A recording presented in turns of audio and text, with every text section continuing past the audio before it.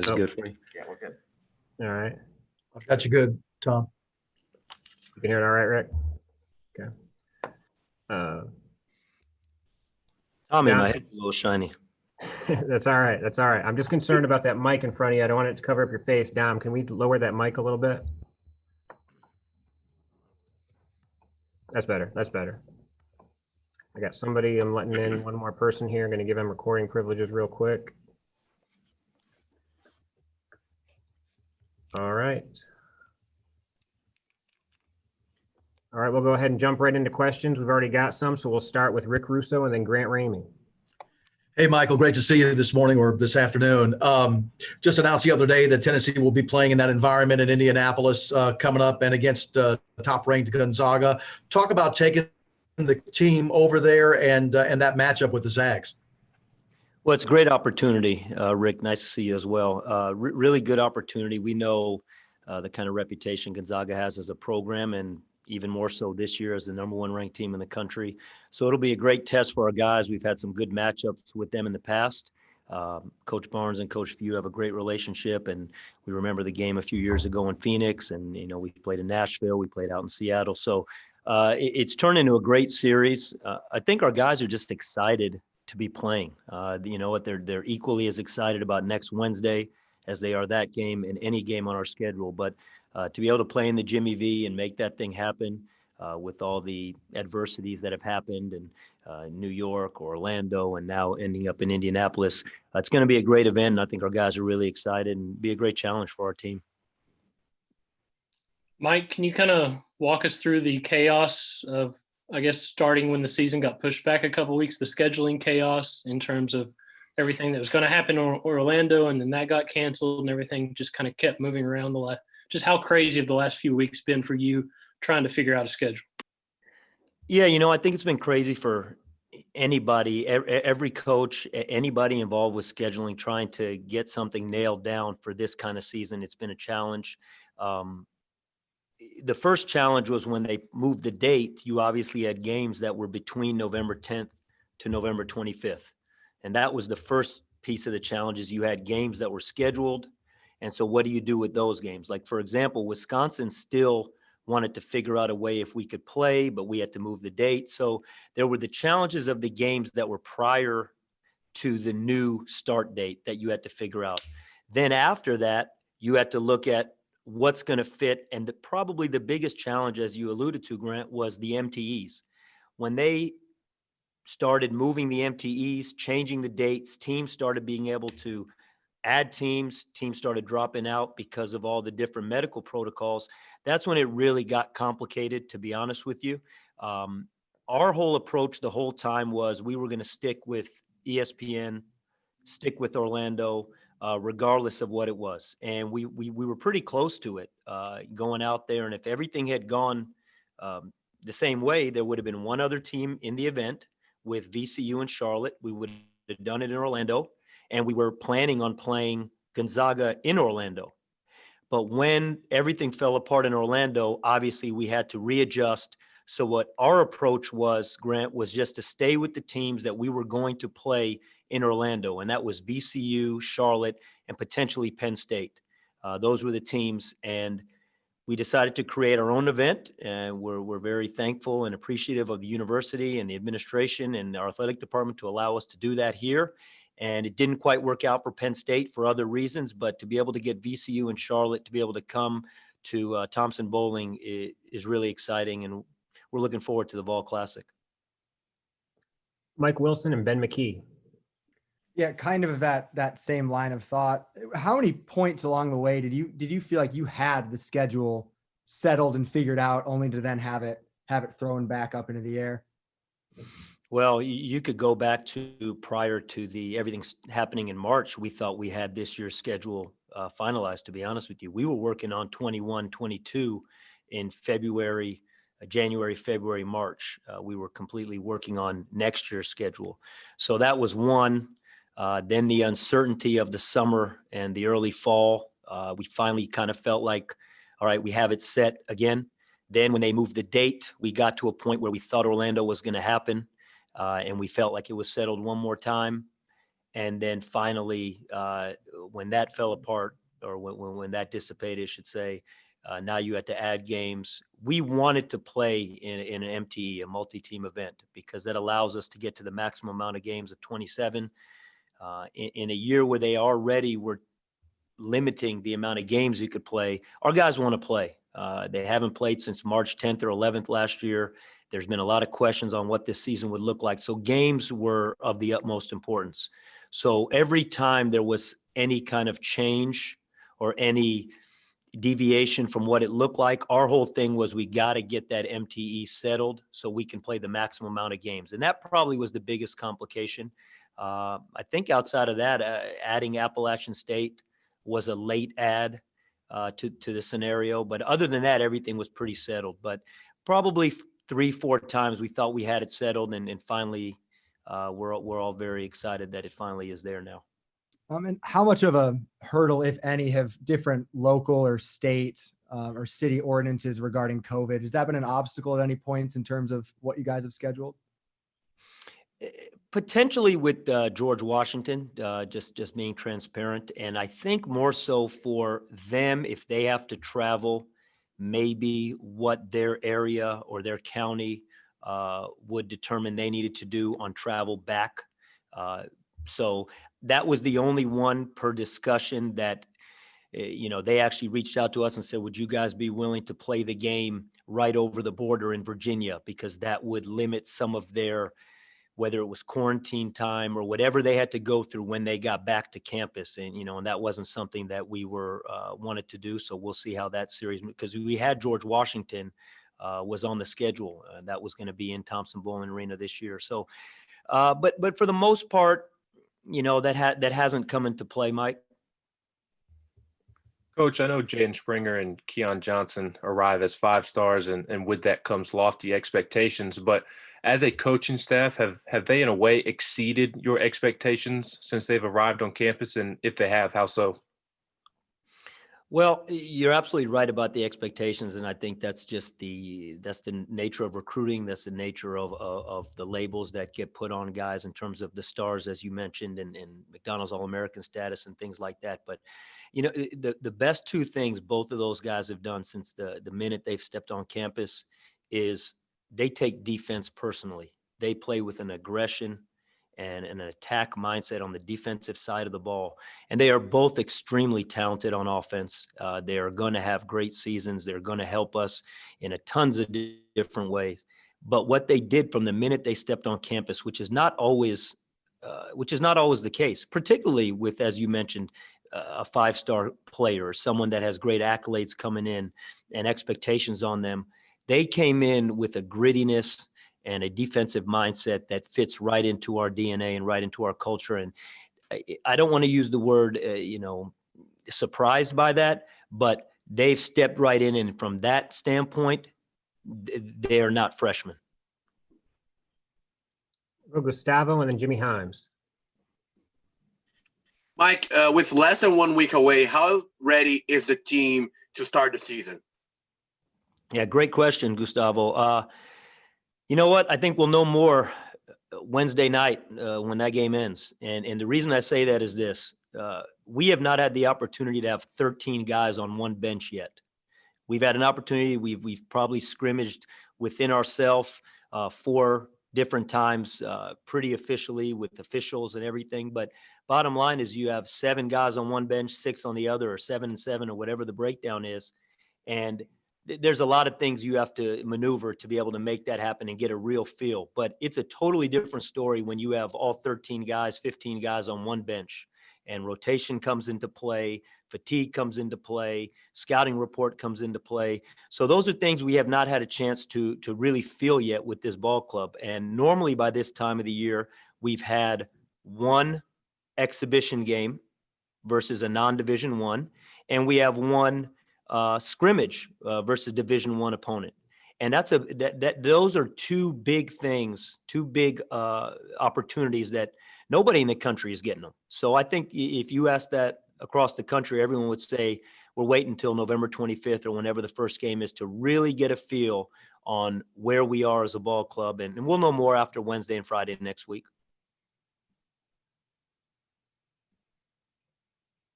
Go ahead, Jimmy. Mike, in terms of the scheduling, was there an effort to try to stay away from neutral site games just because you weren't sure of the protocols and the safety issues? Yeah, Jimmy, there was all kinds of questions because what you just said, when this all happened, a lot of neutral site event planners popped up and were saying, we can do this here, come here, we have this set up. But as you said, there's a lot of question marks and trying to figure that out. And that was one of the reasons we decided that one of the best things to do was just to be in Knoxville. And we did set that as a goal, that if we can stay in Knoxville and we can bring teams here to play, that would be ideal, because we obviously know what the SEC protocol is. We know what the University of Tennessee protocol is. We know what the Knox County protocol is, and we can follow that and we can abide by that without any questions or last minute, challenges.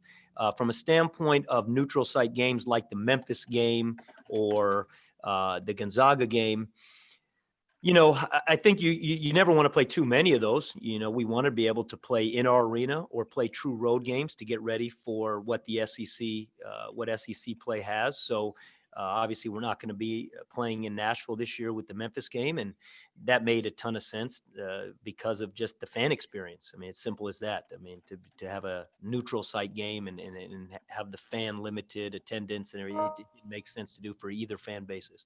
But the Indianapolis game, I think, I'm not even quite sure what the fan attendance guidelines are, but I think it's just more so the unknown of going to a neutral site.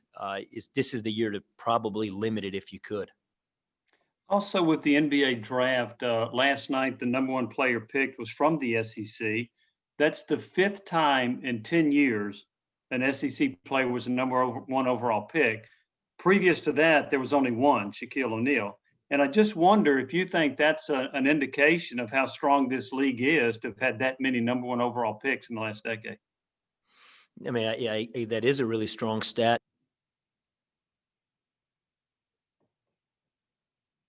Any conference in the country, it's as talented as any conference in the country. It's not just the number one pick, Jimmy. If you look at it, and it's either 3 or 4. I believe lottery picks came out of the SEC. Aaron Naismith was one of them, and obviously Anthony Edwards was another one. And there was, I think there was 4 or 5 in that range. So it's an extremely strong conference with NBA talent and with teams and with coaches. So, you could look at it that way, and you could look at over the last 10 years, the uptick that the conference is on from a standpoint of talent and teams. So there's no doubt about that. And I think those things just show it. Coro from Auburn, obviously another lottery pick. So yeah, I think that's a good way of looking at it. NBA talent.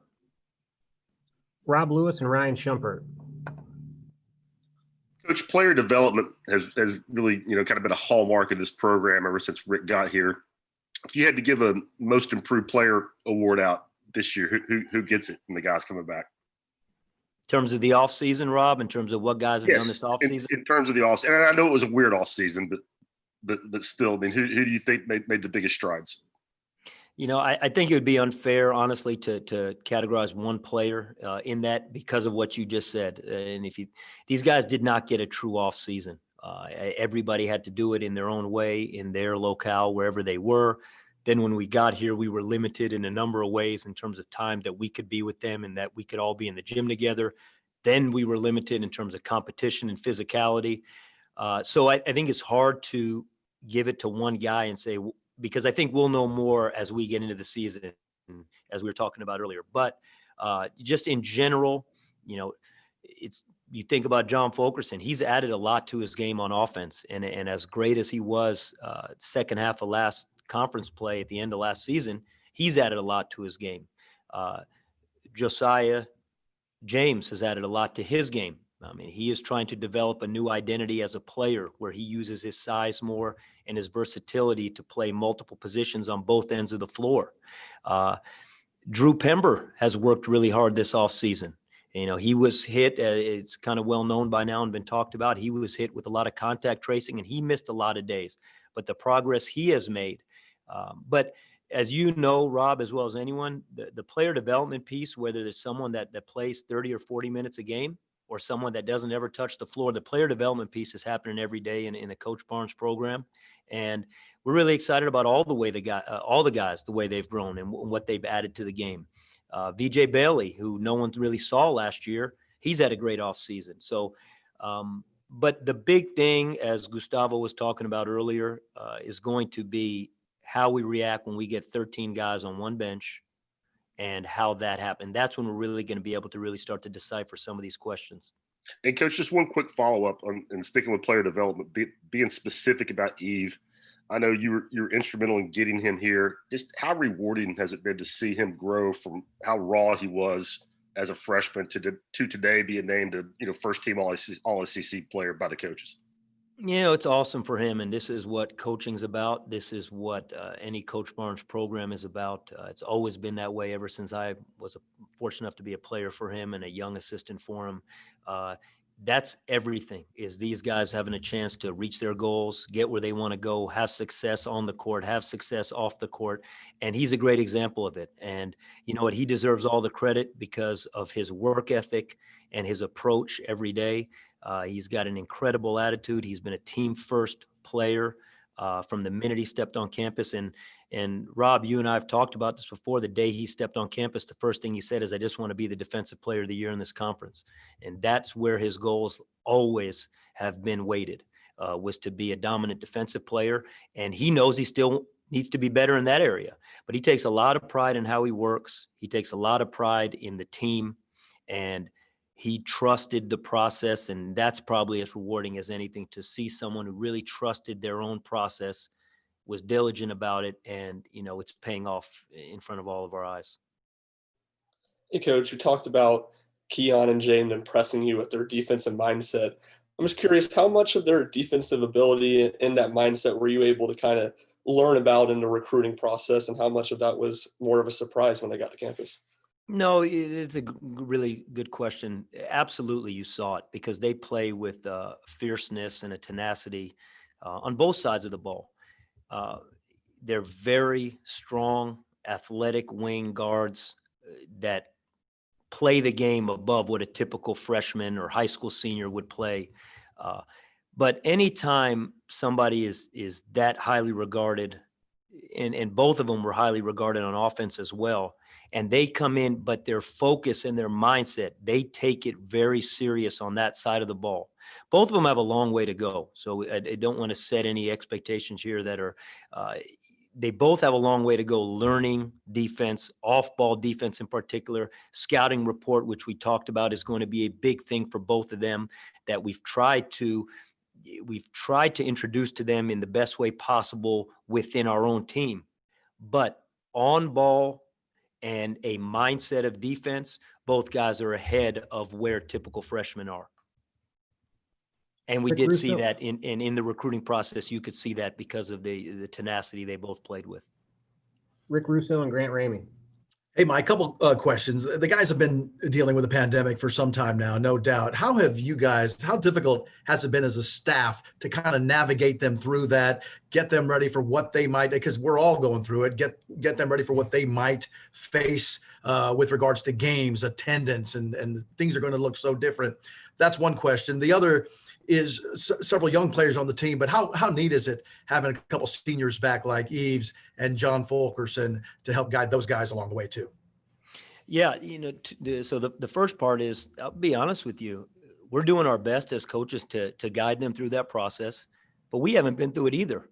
None of us have been in a situation where we walk into an arena and you're just on the court playing. So we haven't spent a whole lot of time talking about it, other than the fact of, in between the lines, whether there's 50,000 people or nobody there, you got to do your job and execute in between the lines. And I think that's our approach. Again, so much will be felt next week when we're in TBA and there's whatever the fan attendance is. And when we get to go to Indianapolis and play in Bankers Life Arena, and if there's no fans in there, we're all going to be going through it for the first time. So we've really kept the focus in between the lines. The other part of that, though, with the pandemic is things normally are very organized. You're talking about month to month, we have calendars. Week to week, you have calendars. Definitely day to day. But things can change at the drop of a minute right now. I mean, that's just what it is. I mean, if something comes up, you may have to suspend something. If something changes, you may have to delay something. And we saw that with scheduling, and it's no different. We've had practices scheduled, and we said, hey, we got to take a break just to be smart. So we got to take today off. We'll be back tomorrow. But you're seeing, and our guys are very cognizant of it. They watch sports. They watch the NBA. They watch the NFL. They see college football. We saw what happened with our own football team last week. So they realize this. We're just trying to do everything we can to be prepared for the unknown. And that's really what sports is this year, is to be prepared for the unknown, to be prepared for surprises as best as possible. So toughness and the ability to adapt, and those things are going to be just as important as preparation is when it comes to a successful season for all teams in college basketball. As far as the seniors and having John Fulkerson and Eve Pons, and you could even throw EJ Anisicki in there because he's been in college 3 years. We were talking about as a staff this morning, Victor Bailey's played 2 years of high-level college basketball. It's really exciting to have that veteran leadership on the team. But here's the one thing this team doesn't have yet. Last year at this time, all these guys, including John Fulkerson and Eve Pons, were both looking to Lamonte Turner and Jordan Bowden. Those guys were the seniors that had been through the start of a training camp, the end of a training camp, the beginning of a season. John Fulkerson and Eve Pons, what they did last year, we all felt they could do it, but they weren't the guys that people were looking to at the beginning of last season. It was all Lamonte, it was all Jordan Bowden because they had been it from the previous years.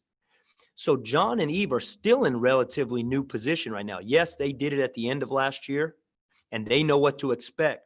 But they have never been in September, October, November, getting younger guys ready for a season, knowing the difference between what the last 6 or 8 weeks held and what next Wednesday night will hold. They haven't been in that position to have younger guys looking at them to say, hey, what's it going to be like? So we're still going through it. And you think about it, a year ago today, no one really knew who Santiago was. So we look at him as a veteran on this team because he's the starting point guard and has been, but he hasn't been through the beginning of a season yet. This is the first beginning of a season with the University of Tennessee that Santiago Vescovi's been through. So there's still, and this is exciting though, Rick, because there's still a lot of growth for this team to have, and we're going to see that happening. Speaking of growth, I know you guys wish you had those scrimmages, but from the time preseason practices formally started, what have you guys learned about this team from that point to now, a week out? A lot of things, but probably the two biggest things, Grant, would be on the defensive side is we have the ability to pressure the ball as much as we want for as long as we want, and we're going to do it. And we're going to be a high-tempo, aggressive, attack-minded defensive team, and we have the depth and the athleticism to do that. And then on the other side of the ball, what we've been able to learn is we really feel like we have probably 4 guys, maybe 5, that can go get their own shot.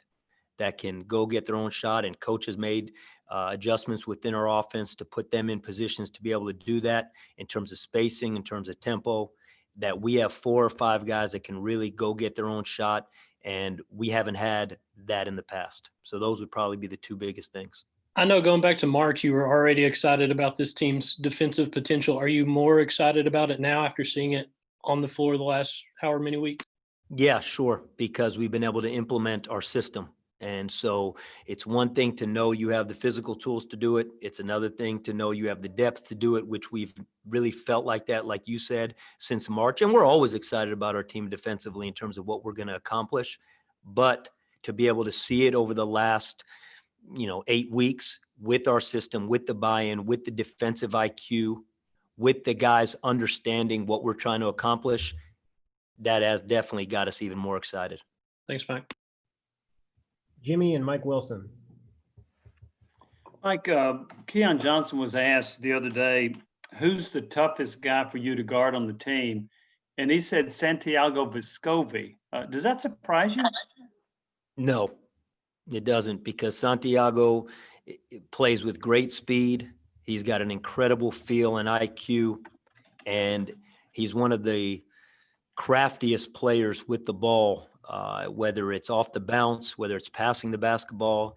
He's got a great ability, even if he may not be looked at as a dynamic athlete, to get to where he wants to go with the ball. And he uses his own strengths and he uses other people's strengths against them when he's got the ball. So, for example, he knows how to use Keon's aggressiveness and athleticism. He knows how to turn that into a positive for him with the ball, even though he's obviously not as physically strong or fast as Keon. But he knows how to use Keon's strength, because that's a huge strength of his, is his athleticism, his speed. And Santiago, with his ability and with his feel, with his ball skills, he uses that against Keon. And it's been great. It's been great for Keon. And you know what? It's been equally as good for Santiago, to be honest with you, because we know teams are going to try and pressure him. We know teams are going to try and be physical with him. We know teams are going to try and sit on his left hand and make him use his right hand.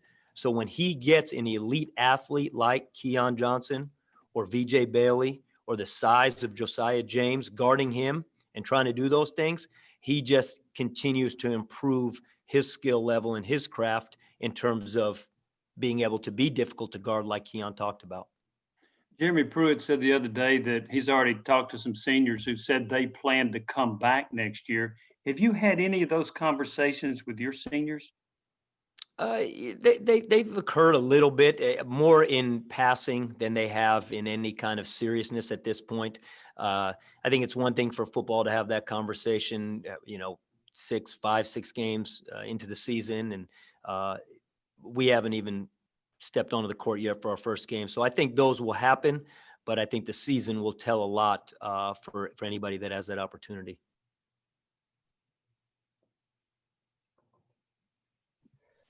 Mike, do you think this has a chance to be a good rebounding team? I feel like that was kind of one of those areas last year that you guys weren't up to where you want to be. And how much would the development of Olivier and Urosh impact the rebounding ability of this team? Yeah, this is a really great point. And yes, we do. We know it needs to be, Mike, because I don't know if we can be the team we want to be if we don't rebound the way we're capable of. Adding EJ was a big piece of that. But as you mentioned, Olivier and Urosh, they've both done a really nice job in the preseason rebounding. We need to carry over. Bottom line is when those guys have their opportunities on the court, it has to carry over. It has to carry over with defensive rebounding, and it has to carry over with an identity that we want to have, which is a great offensive rebounding team. And there's been a lot of emphasis put on that in the preseason, in our film sessions, in practice. Just as important, though, for that is the guys that really need to improve their rebounding is someone like Yves Pons. Yves Pons should be in the class with those guys as a rebounder. And he needs to take a lot of pride in doing that. And he needs to make a concerted effort to go beyond the glass on both sides of the ball. Someone else that's done a really good job of it, and his numbers showed it a little bit last year, but he's been very effective this preseason, particularly offensive rebounding, has been Josiah. Josiah James has done a really nice job offensive rebounding. We had a scrimmage yesterday, and he probably kept 4 or 5 balls alive, crashing the offensive glass.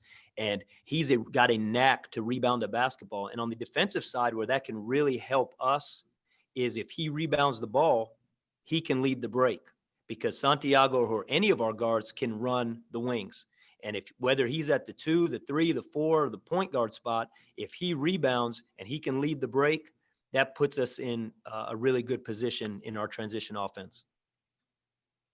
Rob Lewis. Coach, just what does EJ bring to the table? What are you getting with him? Extreme blue collar, toughness, rebounding, energy, and a guy, Rob, that's playing for what's on the front of his jersey from the minute he stepped in the gym. Because of the unique situation with Nikki, his sister, being a Lady Vol, he stepped right in right away with the mentality that he is playing for Tennessee, and he is all about the team, all about the right things. And a grad transfer is a unique thing. You got someone that's coming for 1 year, may have been somewhere else for 4 years, really developed a lot of pride at whatever other university they were at, and they're coming looking for something specific for 1 year. EJ's different. EJ, deep down inside, EJ's always been a Vol, and we wish we had a chance to have him for 4 years. But the fact is that he's come in with the mentality of this team's DNA and this team's culture from day one. And that's as big as anything. That's really important, Robin. He plays that way. We love him for it. He's extremely high energy, high motor player, and he has been very impressive on the glass. He has been very impressive, and that's what this team needs. But he has rebounded the ball very well. But he plays the game within our culture. I mean, he gets it. And we'll finish up with Jimmy Himes. Mike, how many players do you think can play the point? How many players? Is that what you said, Jimmy? Yes, sir. Well, Santiago for sure, Josiah for sure, and Keon Johnson has gotten great reps at it this preseason. Jaden Springer has gotten probably not quite as many as Keon has, but he is working on it, and VJ Bailey as well. So I would say there's 5 guys that have the ability to be a primary ball handler on the floor.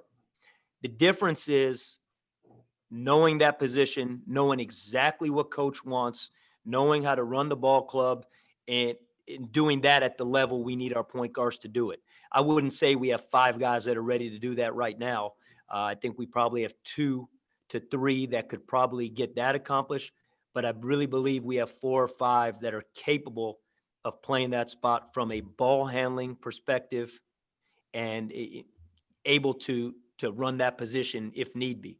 And in a year like this, when we all know foul trouble and you all know normal situations that can happen game to game, but in a year like this where there's so much unknown, it's nice to have, 3, 4 guys that we're comfortable handling the basketball.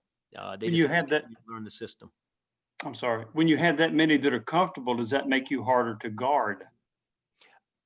Hopefully, I think when we play other teams and they have multiple point guards on the floor, it is a challenge, and it's kind of what we were alluded to earlier, an ability of a rebound and go, what we call it. If a guard rebounds the ball and he's not at the point guard spot and he pushes the ball and gets us in our offense, that's lethal in transition. So if you play 2 point guards or maybe 3, if there's a lineup that has Santiago, Josiah, and Keon on the floor at the same time, which that will happen, absolutely, and you saw that lineup out there, any 3 of them could rebound the ball and lead the break. And that is going to make you that much more explosive in transition. So, yeah, you want to believe that, Jimmy, that it does make you more difficult to guard if you can play multiple point guards at the same time. Or as we say it, someone that just has point guard skills. Don't have to be a point guard, but if you have point guard skills, and that's probably a better way to say it, we think we potentially have 4 or 5 guys with point guard skills. All right, everybody. Thank Appreciate you. everyone jumping on. Mike, appreciate your time. Really good stuff. Thanks, Thank you, Mike. Thanks, guys. Tom. Thank you, Mike. Appreciate that.